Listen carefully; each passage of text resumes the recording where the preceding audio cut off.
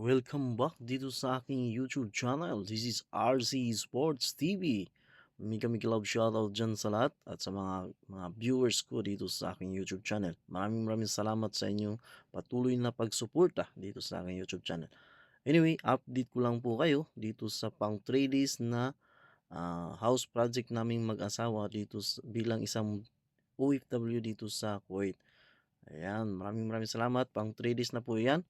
Abangan nyo pa po ang buong detalye nitong bahay na to. Pang 3 days na po yan guys. Abangan nyo po pang 4 days, 5 days, more or mga weeks pa. Ayan, abangan nyo po guys ha. Maraming salamat. Bye bye.